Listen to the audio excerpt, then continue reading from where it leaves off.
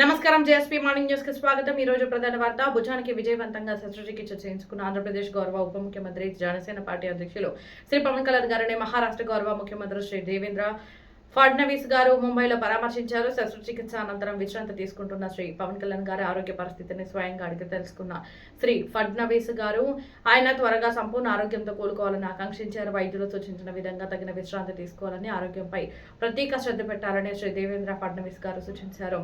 శస్త్రచికిత్స విజయవంతంగా పూర్తవడం సంతోషకరమని పేర్కొంటూ త్వరలో ప్రజాసేవలో మళ్లీ చురుకుగా పాల్గొనే స్థితికి చేరుకోవాలని ఆకాంక్షించారు। ఈ సందర్భంగా శ్రీ పవన్ కళ్యాణ్ గారు తమ ఆరోగ్యంపై శ్రద్ధ చూపి బిజీ షెడ్యూల్ మధ్య సమయం కేటాయించి స్వయంగా వచ్చి పరామర్శించిన శ్రీ దేవేంద్ర ఫడ్నవీస్ గారికి హృదయపూర్వక కృతజ్ఞతలు తెలిపారు। తన ఆరోగ్యం రోజు రోజుకు మెరుగవుతుందని, వైద్యుల సూచనలను పూర్తిగా పాటిస్తూ త్వరగా కోలుకునేందుకు ప్రయత్నిస్తున్నారని ఆయన పేర్కొన్నారు। ఇటీవల శ్రీ పవన్ కళ్యాణ్ గారికి కుడిభుజానికి విజయవంతంగా శస్త్రచికిత్స జరిగిన విషయం తెలిసిందే। గత కొంతకాలంగా భుజం నొప్పితో బాధపడుతున్న ఆయనకు వైద్యుల సలహా మేరకు ముంబైలో శస్త్రచికిత్స నిర్వహించారు। ప్రస్తుతం వైద్యుల పర్యవేక్షణలో విశ్రాంతి తీసుకుంటూ ఫిజియోథెరపీ చికిత్స కూడా కొనసాగుతుంది। ఆయన ఆరోగ్య పరిస్థితి నిలకడగా ఉందని వైద్యులు వెల్లడించారు। శ్రీ పవన్ కళ్యాణ్ గారి ఆరోగ్యం త్వరగా మెరుగుపడాలని దేశవ్యాప్తంగా అభిమానులు, జనసేన పార్టీ నాయకులు, కార్యకర్తలు, ప్రజాప్రతినిధులు, వివిధ రాజకీయ పార్టీల నేతలు ఆకాంక్షిస్తారు।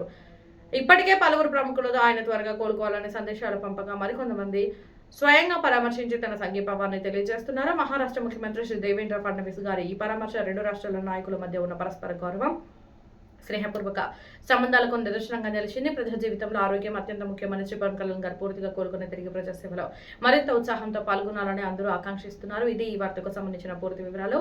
మరిన్ని తాజా రాజకీయ, సామాజిక మరియు ప్రజా సమస్యలకు సంబంధించిన విశ్వసనీయ వార్తల కోసం జేఎస్పీ మార్నింగ్ న్యూస్ ను వీక్షిస్తూ ఉండండి। ధన్యవాదాలు।